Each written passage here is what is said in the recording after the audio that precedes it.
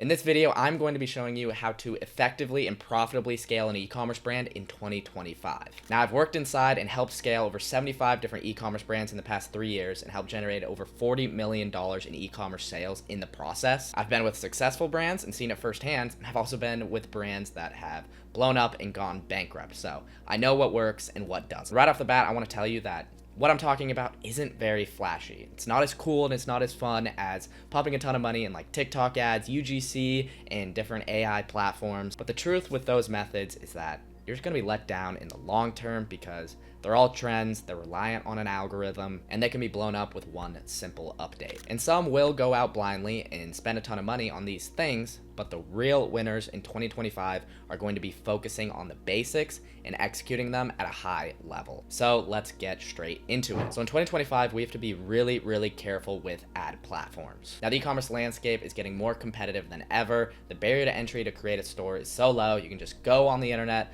look up Shopify, source some product from Alibaba online, and then pump some money into ads, and then boom, you have an e-commerce store, and then everybody's fighting for a limited amount of ad spots. Yes, it's tempting to go pump a ton of cash over to Mr. Zuckerberg, but you're probably just gonna be let down because you can bring traffic to your site pretty easily, but it's another thing to actually get these buyers in 2025 to purchase. Now, there are many different reasons why customers aren't buying like they used to in 2025. One of them is being they have so many options. There's so many different stores out there that the customer can choose from.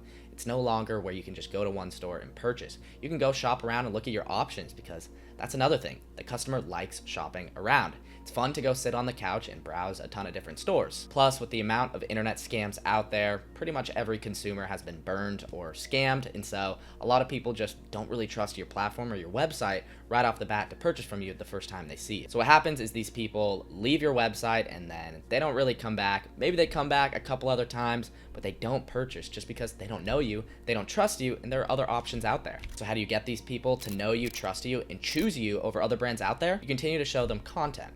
Now, you could do that with ads, or you could go the cheaper route, which is with email marketing. Sending emails literally costs a fraction of a penny compared to ads. And if you can get a really good pop-up on your website that can convert 10% of your website traffic into email list subscribers, then that right there is a recipe for an acquisition funnel that is profitable and scaled. Since email is so cheap, this will lower your cost of acquisition. And then also, since you can retarget these people with emails in the future, it's gonna increase your customer lifetime value and in turn, your profitability in the long run. Not to mention the branding side of things you get by having somebody's email and being able to send them emails consistently, bring them value, and bring up your loyalty, and also help you get word of mouth. Once you get somebody's email address from like a pop-up, you can spend 1 to 2 weeks kind of convincing them one by one why they should go with you and choose your products over like a competitor. With each piece of content and little piece of advice and value that you can give them, you earn trust points in their mind until they trust you enough to make a purchase and they hand you the credit card. Again, people don't just buy from you the first time they see from you.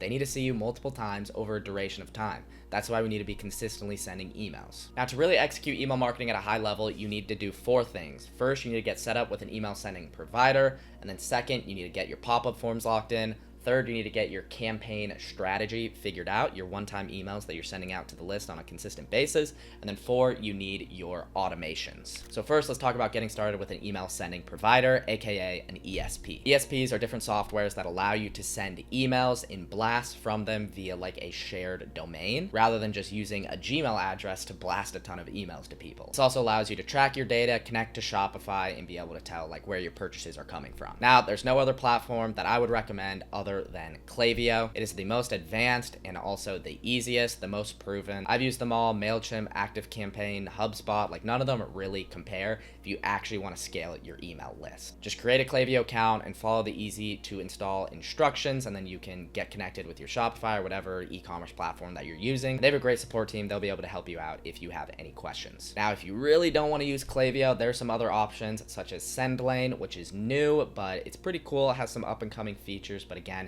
it's still pretty early on compared to Klaviyo and doesn't have all the features. And you can get away with using MailChimp as well, but it's a little bit not as good as Klaviyo, but again, you can get by. So now that you have your email sending provider, you need to actually like grow your list so that you have people to send emails to. Hey, do you want a free 75-page guide on email marketing? Just subscribe to my newsletter, inboxnewsletter.com/subscribe, and I will send it to you right now. Now, right off the bat, if you have past customers that have bought from you before, you can get their email addresses from your Shopify database, and then you can see if they're consented to receive marketing emails, and you could add them to your Klaviyo email list. If they don't, you could send them a confirmation email being like, hey, do you want to opt into like our email marketing? And then the people who do, you can send emails to them. Other than that, there are really two main ways to grow your email list. The first is with post-purchase opt-ins, which essentially is going to be just a checkbox when somebody purchases saying like, hey, I approve to receive marketing from this company. You can install that in Shopify, super easy. Just follow this guide, and then you're pretty much just gonna get email signups on autopilot from people who have bought from you, and they've already proven that they know, like, and trust you. So those are post-purchase opt-ins, really low-hanging fruit.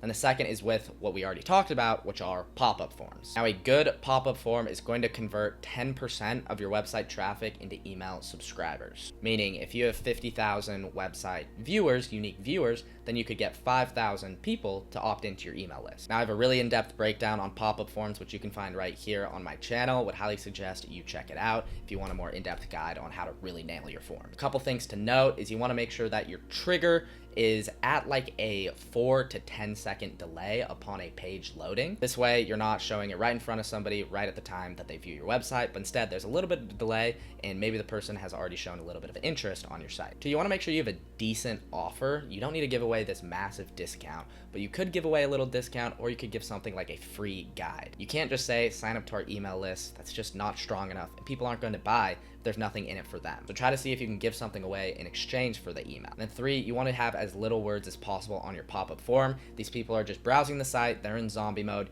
You don't want to overload them with a bunch of words. Just keep it really simple, list out your offer, and then let people get on their way. The last tip is make it as easy as possible to fill out. Don't ask for their first name, their birthday, their social security card. No, we just want to ask them for their email address. Every little question that we ask is going to significantly increase the churn.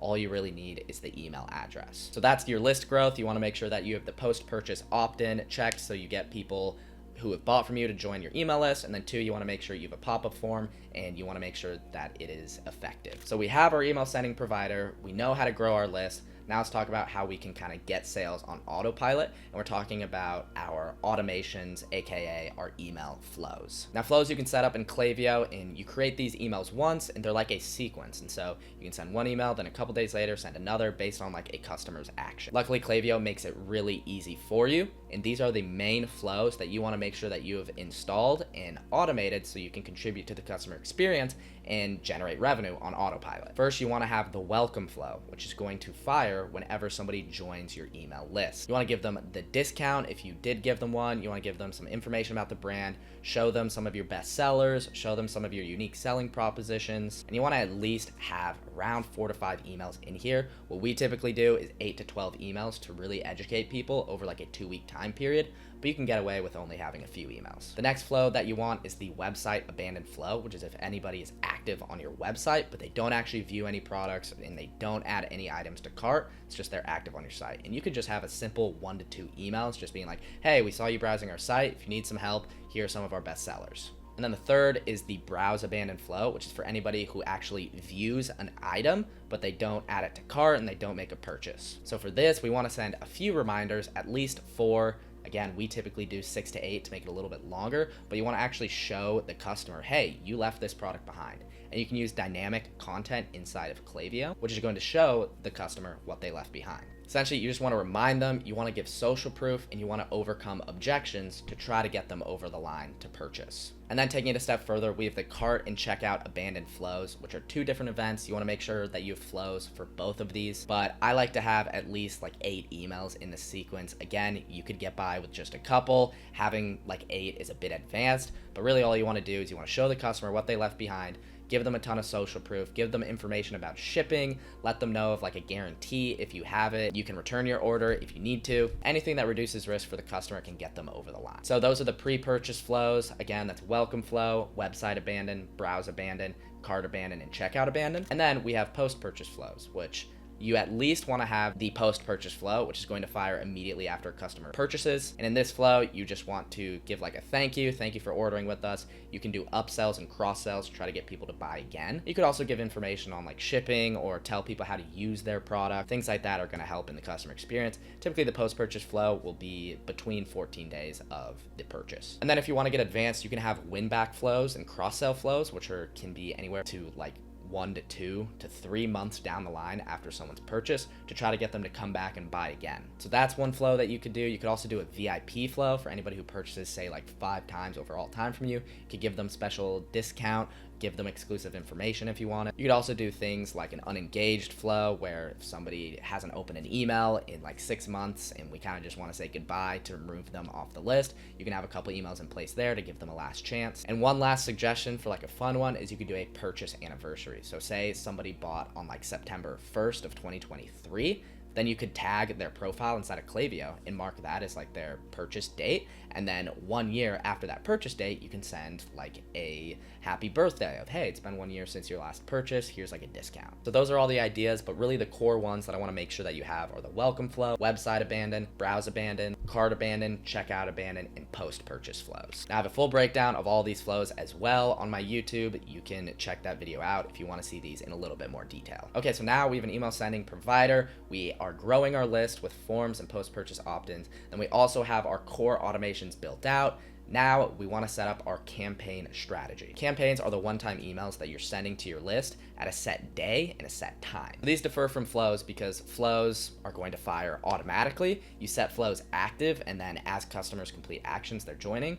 The campaigns are just broadcast to the whole list. You click send and the email goes out. You really want to establish a consistent cadence for sending campaigns to your list so that you're keeping them engaged over time. You don't want to be sending emails like once a month because that's way too long. People are often subscribed to over 40 different e-commerce brands, and when so many brands are sending emails, you're just going to get lost and customers will forget about you. At the bare minimum, I'd like to see brands at least doing 1 to 2 email campaigns per week. But for our clients and what we see the best results with is with 3 to 4 email campaigns a week. And that's how we generate on average 41% of our clients' total revenue coming from Klaviyo and email marketing. So you might be thinking 3 to 4 email campaigns a week, what the heck are you sending to your list? That's a good question. And there are a lot of things that you can do. There are actually unlimited different ideas and campaigns that you can be sending. But at its core, we just want to be sending our customers value. People love to learn. And so if you can educate them about your niche or even your product or other customers that are like them, then you are winning. Some examples of some of these campaigns that you can be sending are things like frequently asked question emails. So you could pick like 10 of your most frequently asked questions and create an email for each one of them. If you have blog content on your website, you could do blog emails. If you have testimonials, you could do emails highlighting specific testimonial. One that I really like to do is find like a really long and passionate testimonial and just do a full email just on that. You could also do like myths versus facts in your industry. That's always a fun one. And of course, you can do like product highlights or specific features about your product and send a full email just about that. And then of course, with campaigns, you can also run promotions, sales, and discounts. So you can do something like once a month or once every other month, things like site-wide discounts or discounts on specific products, or you can do giveaways, things like that. You can send those to your list to keep them engaged over time and generate sales. Now, anytime you run a promotion on your website, you want to send a few different reminders to your email list. Because again, these are your customers. These are people who gave you their email. They know, like, and trust you already, and they're going to be the easiest to sell to. And also, sending these emails are going to cost literally pennies. So you can send emails like teasing the sale, being like, hey, we're going to run a sale next week. Make sure you're ready and pick out your items. Then you can run sale launch emails, sale reminder emails, and then also sale closing emails to really induce urgency. One thing you could even do is a sale extension email if you want to squeeze a few extra dollars out of your list. But you want to make sure you don't get carried away with your discounts. Keep it pretty simple and don't do it too often. Just focus on giving your customers value and try to generate sales without discounts, and then you're going to be set up really well. Now, once you have campaigns firing, you're sending at least 2 to 3 email campaigns per week. You have automations going in the back end, saving abandoned sales, having post-purchase sales, then welcoming people to the email list. And then you're also growing your list with your forms, then you're going to be in a good spot. At that point, it's just about really optimizing things and taking them to the next level with your strategy, with your copy, and your design. And I have in-depth guides on these all over my YouTube channel, so be sure to check those out. Now again, email marketing isn't the flashiest thing, but it is the best way to scale an e-commerce brand in 2025. So you want to make sure that you have this done and you have it done correctly. Having a proper email system operating in the back end is going to help you make the most out of your ads and the traffic that you're spending so much to acquire. Now, I hope you got some value from this tutorial. If you want extra help and you're an e-commerce brand above $50,000 a month, you can book a call with me below. But everybody else, subscribe to my newsletter, inboxnewsletter.com/subscribe for a free guide on email marketing. And let me know what kind of video you want to see next, and I will see you in the next one.